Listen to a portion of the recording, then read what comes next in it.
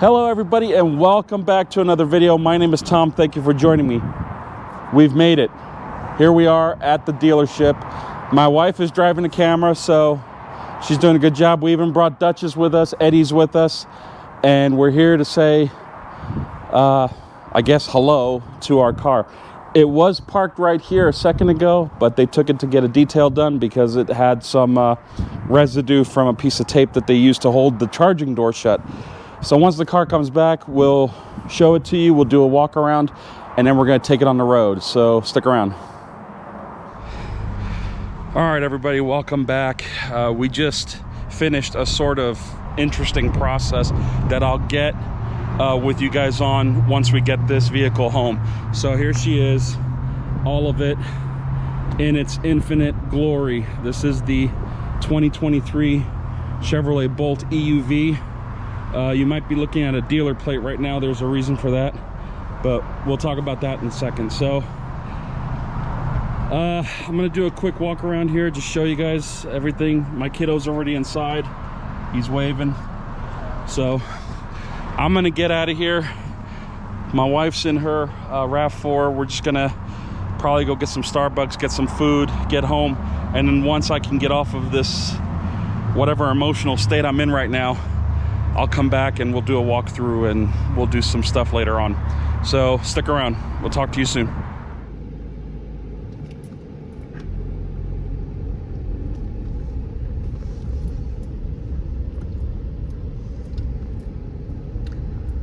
Finally. All right, so this is officially the first drive. Heading back home from the dealership. I thought I'd just give you guys a quick, bird's eye view of what I saw when I took possession of the vehicle. As you can see, we already graced Starbucks with our presence here, so we're heading home to do the full review on this car. But I thought just for a second I'd show you guys, the scenery and everything. The car has now 14 miles on it, as you can see right there. I already put about 10, 11 miles on it since I pulled out of the lot. There were only a handful of tweaks that I already made to the car. And one of the things was I obviously added the OnStar essentials to it, so that way I could use the app and everything to monitor the car. But also I just added my phone into CarPlay, so the car is pretty much off the lot as it was. One thing I'm bummed about is that they did charge the car up to full, but it turns out that was a service department decision that was made when they installed the light up charge port. That was one of their requirements. They had to test the harness afterwards, so that it ended up going from 80 to 90 through their testing routine. So I'm not really angry about it because I knew I had to drive ahead, so I'll probably get this car down to 90%, maybe 85%, and then I'll drive it around a little bit more tonight just to get the charge state down a little bit, the state of charge, I should say, down a little bit, so that way we don't have any problems. So right now I'm cruising south on the 176 here in South Carolina. My wife is somewhere up there. She bolted really quick. I do have my son with me here, and we're just enjoying the trip at the speed limit, trying to test out just baseline efficiency. As you can see, it's very hilly, but, we're comfortable. We're in no rush. So, yeah, let's get to it.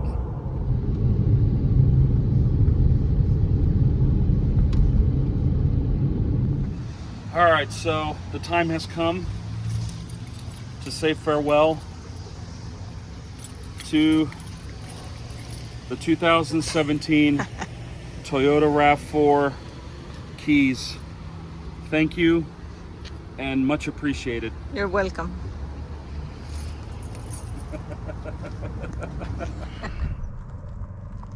All right, here we are.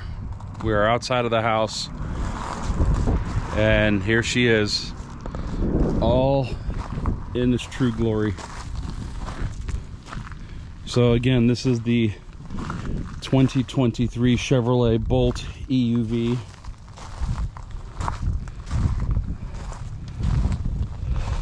Do a quick walk around here. So I originally said that I was going to do all this stuff, this fancy schmancy pomp and circumstance at the dealership and whatnot, but unfortunately that did not happen, and there's actually a good reason for it, and I'm going to share that with you here in a second. So this vehicle, here's the sticker. This vehicle does have the Sun and Sound package. It does have the Super Cruise package. It's got all the connectivity features, the safety and security features. This is essentially the same exact spec as it was with my old 2020 Bolt EV Premier. So let's take a step back here. So you might be looking at my face and wondering, why is there no excitement in his face? Why does it seem like he's lifeless? Well, in all honesty, I am. Because as much effort as this process took, as much time and all the issues that came from dealing with this process and the recall and the buyback and the communication issues and whatnot, all those issues just wore me down to a whole new mental state, and I can't even explain it quite right because it's been so long, so much time has came and went, and I just don't know if I have it in me to be excited to have received this car. And honestly, it's sad because I'm at the end, right? I finally have the keys to the car, and I do have the keys because clearly it's standing in the driveway, right? So here's the problem. The paperwork did not arrive as GM said it would. GM said that it was going to arrive today. They were going to have an opportunity to review it and work with the dealer to get everything squared away, and lo and behold, the paperwork didn't show up. So either FedEx lied or GM lied. It doesn't really matter anymore. I'm done pointing fingers. So the only reason why this car is in my driveway is because the car was signed out by me and the salesperson that I've been working with over there. We signed it out. The car now has a dealer plate. It's essentially on loan until probably next week or the week after that, when they'll call me back and I'll get to drive back up there and actually take ownership of this vehicle. The car will be registered in my name.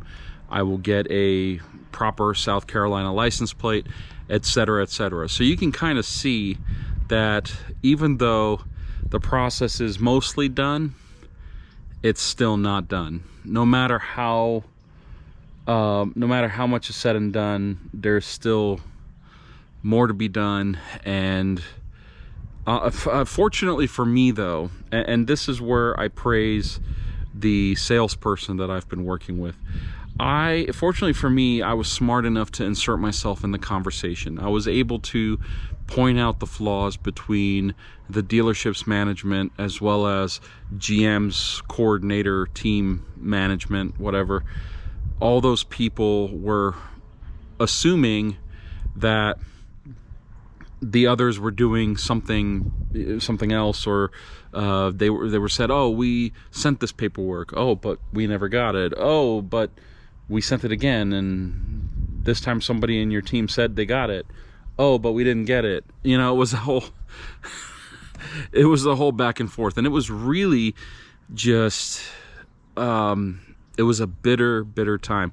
These last few months have just been really just mentally draining, and I'm sure over the next day or so, it'll settle in that, oh my God, my car's in my driveway, you know, oh my God, I got the keys to it. And regardless on what the situation is of the license plates and the registration of it, the car's here, right? I should be happy. And you know what? I will be. And as things get real and things settle down, you know, things will obviously get more and more real. This is the car, guys. This is the vehicle that we're going to use to rock out road trips. We're going to do charging reviews. We're going to do trip videos. We're going to do everything. And you know what? We're going to do it across the Southeast. Because you know what? If you go on YouTube and you look around all the videos that people are doing, like charging stop reviews, very few of them are in South Carolina, and even fewer are, you know, inland of, you know, some of the major freeways that go through South Carolina into Florida, into Georgia, et cetera, et cetera. It's really an unexplored territory. You know, I looked on PlugShare yesterday, actually I guess over the weekend. I was just doing some research and getting all my apps ready, getting all the subscriptions re-added, like my Electrify America Pass Plus, the $4 a month pass that everybody who does DC fast charging on the EA network should really have that. So I did that. I re-added it because I canceled all of my subscriptions. You know, I did all of that before I left California, just to not pay for something that I didn't have a need for. So suffice it to say, I got all of that going and I started looking around, and a lot of the you know, the DC fast chargers in the area are either very sparsely reviewed or checked in at. Like, I think there was one from like early 2022, and it doesn't seem to have anybody else really listed as having checked in, and we don't even know if the station exists. For all we know, it's gone and it's been abandoned or whatever. So I'm gonna do all sorts of stuff like that. Maybe go into Georgia and see some of the charging stations, you know, outside of the traditional metropolis stations that are downtown or in and around frequently traveled corridors. We'll see if we can do any of that. And also we'll see how this car does on the family side. You know, I know fair and well that this car has a 55 kilowatt charging limit. You know, fine, no problem. For me, I take all the time in the world. If I need to get somewhere and it takes me 14 hours to get there, well, guess what? It takes me 14 hours to get there. I will take my sweet time. That's not to say I drive slow, but if it takes between charging hops longer to get someplace, then, you know, trip planning is obviously going to be something that needs to be figured out with a vehicle like this that's more meant for a commuter standpoint, you know, from home to work versus, you know, from home to, you know, 500 miles away and then back. So I don't know, we'll see what happens. But suffice it to say, I have it. And you know, even as I'm speaking right now and I'm talking to you guys, I feel more and more like things are getting better. Like, my mind is starting to settle down. The pressure is off. You know, I don't have to worry about, you know, things just coming at me at 1,000,000 miles per hour, I guess you can call it that, because, you know, lately things have been just rough, and the fact that this baby's now sitting in a driveway is absolutely a miracle, at least from my standpoint. So what I wanted to do real quick before the sun goes down, I do have to, it's unfortunate that like I mentioned in the video before, in the clip that I shot inside the car while I was driving, the car is currently at like 98-97% state of charge. I, you know, looked it up on the display, and I didn't actually burn a lot of energy coming down here. Most of it was downhill, yada yada, and I was actually very, very efficient coming down here. So what I'm going to have to do is I'm going to have to basically do a trip tonight just to get the charge somewhere to around 80%. And I am not going to plug, I'm actually going to plug the car in, but I'm going to put the charging limit at 80%. So that way if it needs to condition the battery, it can do so. And I'm going to do it right here. I'm actually going to try to see if I can close this garage door with the level 2 charger coming out the bottom of the door, kind of like I used to in the old house. Just see if it'll, you know, somehow fit through here. It is installed right there. You can kind of see the cable. The actual EVSE is on the wall behind that cardboard box. So I'm going to dig this out. I'm going to turn the breaker on, because I did turn it off and just leave it off before, you know, anything happened. Like I didn't want, you know, something happening and, you know, there's no car, there's no point in it burning electricity. So let me, if you excuse me for a second, let me take you guys in here and let's see, let's have a look around. Oh, wait one moment. Because of how things were before we left,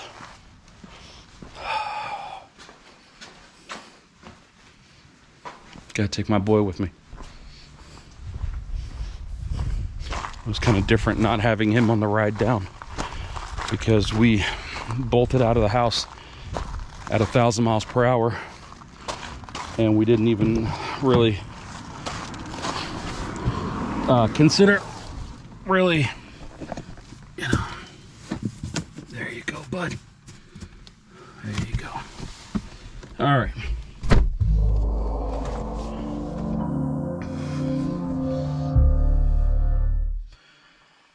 Yeah, I think we're gonna have to tune that volume down a little bit. I know there's a setting for it. So, okay. Let's power this baby on. It looks like the state of charge may have dropped a little bit, because it looks like it might be at 90%. So let me turn this off, because I don't need cooling or any of that stuff.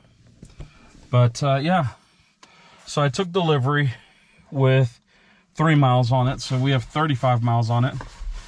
And let's see, my average is 3.1 miles per kilowatt hour. 36 miles have been put on the car. And actually, I think a lot of that stuff was just, I think my trip down here was 30, yeah, somewhere around 31, 32 miles. So that's probably right on. If we look at, you know, the energy, we can see that over 30 miles, well, that's a strange discrepancy. 30 miles here, 35.8 here, 3.1 kilowatt hour, or 3.1 miles per kilowatt hour, 3.2 miles kilowatt hour. Huh. And then there's that lifetime, I guess, average. Somebody's gonna have to explain that one, because we are talking lifetime here. This is a lifetime trip. The odometer says 35 miles. The trip meter says 35.8. So, I'm not worried about it. There's always gonna be some, you know, some balance issues. But yeah, it looks like we might be close to like mid 80s now in terms of charge. So 9.3 kilowatt hours.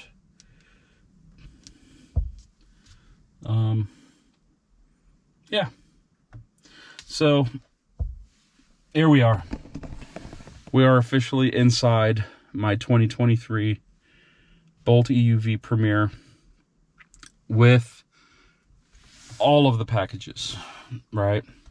The Bose sound system, the sunroof. It is the Premier trim. I'm not going to review this car at this moment in time, just because I don't think I'm in a mental state to do so. But I will show you the window sticker. Feel free to pause it and you can read it at your own leisure. Let me go back to that situation I was telling you about earlier, that there's still paperwork that needs to be done. There's still the financial side of it has not been finished. I showed up at the dealership today. I literally signed out the license plate. That's all I did. And even then, all I needed to do was to provide them a picture of my driver's license, which I emailed to them. And the salesperson that I was dealing with signed out the plate, tied it to my signature, my driver's license, and then handed me the keys. And I think that's pretty much it. I haven't had a chance to try the Super Cruise. You know, it does have that. The roads that I drove back home were, you know, kind of 2-lane highways, you know, back road kind of highways that, you know, aren't going to be mapped probably ever.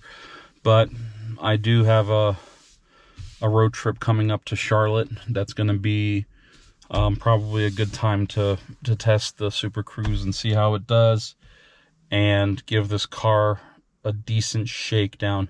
For now, I mean, we've all seen these cars on YouTube, online. You know, lots of channels are reviewing these. Lots of channels are giving their opinion of these. My opinion has always been pretty high of this car, and it still is. You know, even though I'm kind of kicked in the head and I feel like I went a few rounds with, I don't know, with Sylvester Stallone in the boxing ring, but right now I just feel like I need to absorb all of this so that way I can give you guys decent content moving forward with this car. So I know this is my car. I know that there's still a process to be done, but the car is in my driveway. It's a starting point, and I'm actually going to burn off a few of these miles tonight.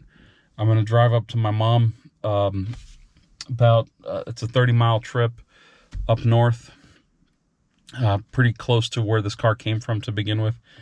And we're going to drive it, get a feel for it. I will tell you this, with regards to getting a feel for it.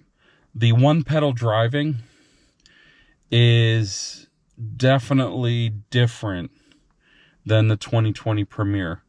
I'm not sure how yet, and I'm not even sure if what I experienced was a fluke maybe, but in the 2020 Premier, if you use this regen paddle right here, the car immediately ramps up regen. Actually, it ramps it down because the gauge comes down.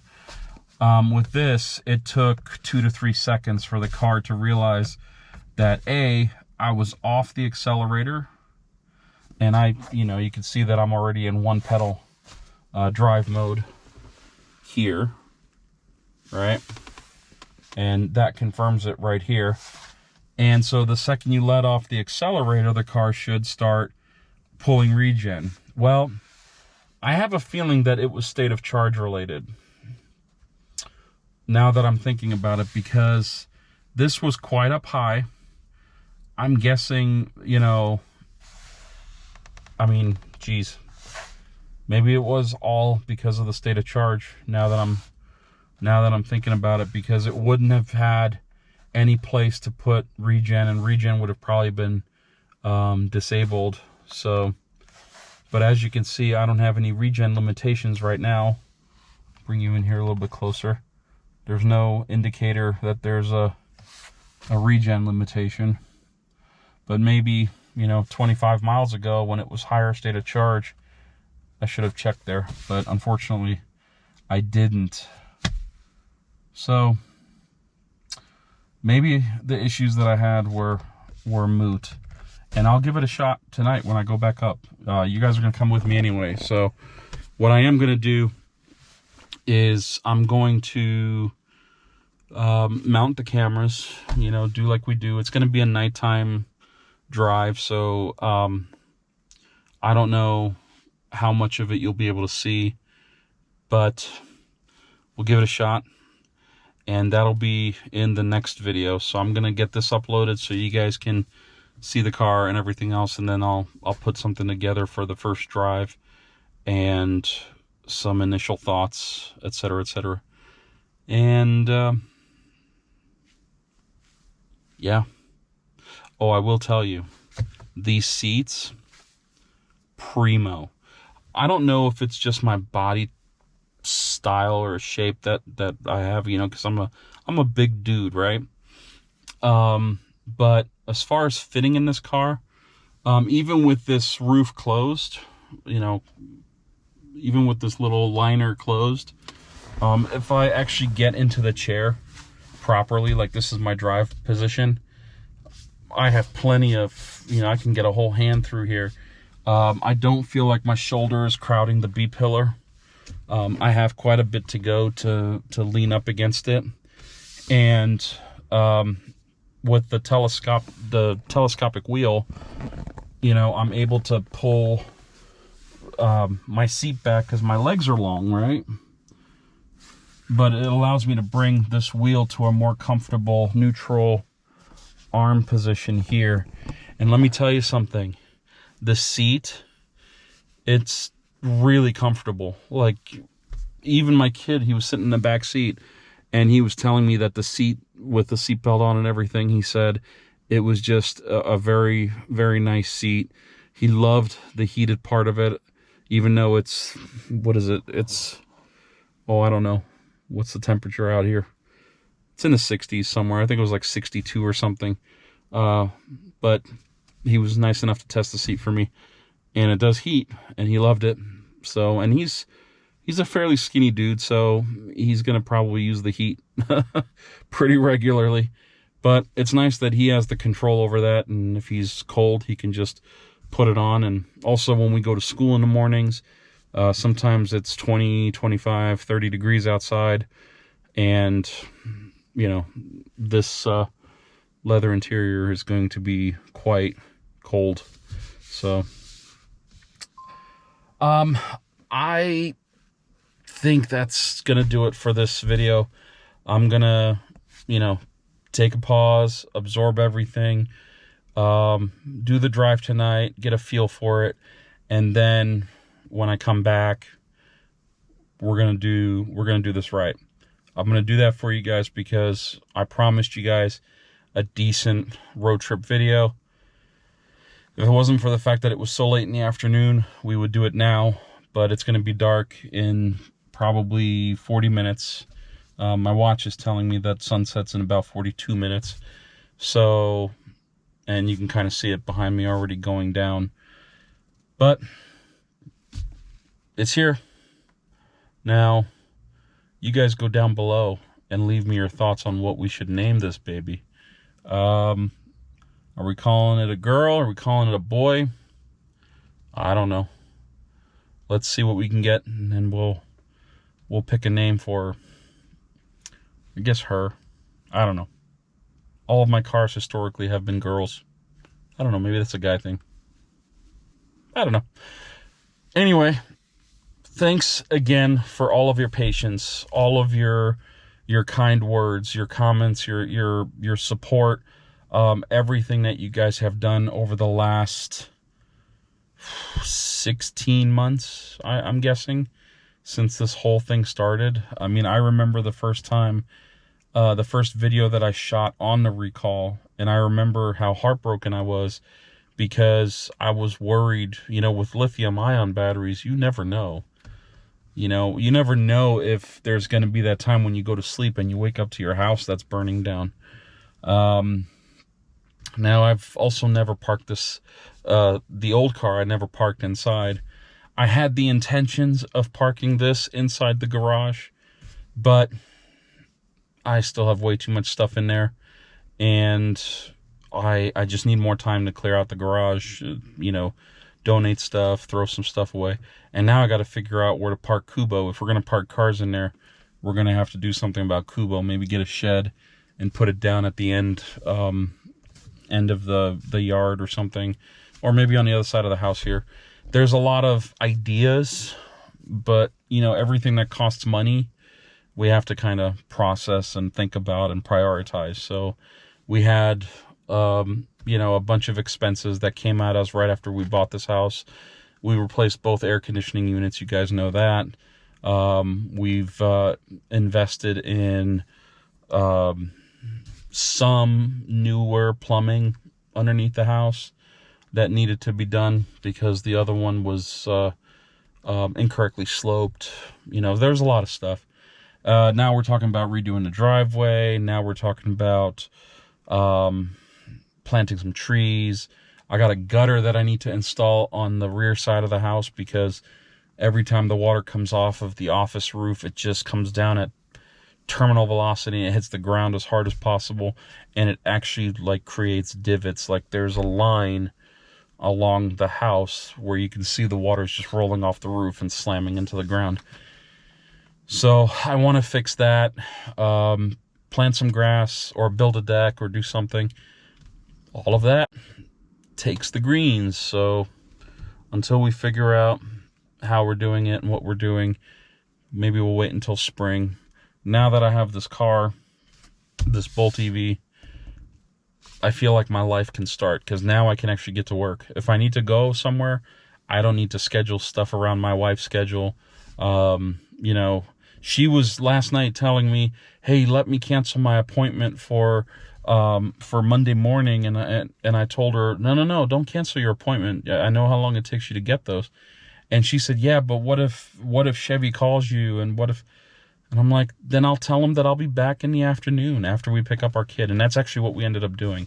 We waited for our son to get out of school, and then we packed up, you know, we packed the RAV4 up, and we hauled butt. We even had the dog with us because, you know, when we went to get Eddie from school, we had Dutchie with us. So we literally were a full house in the car, and we drove up there, and, you know, that's that. So I think that's it, guys. Thank you again for everything. I can't express my appreciation towards all of you, all of your posts, all of your comments and emails and stuff that we do get. You know, it doesn't go unnoticed. And even if it takes me a while to respond back to your comments, you guys are awesome, and you guys make doing these videos absolutely worth it, and I appreciate every single one of you. So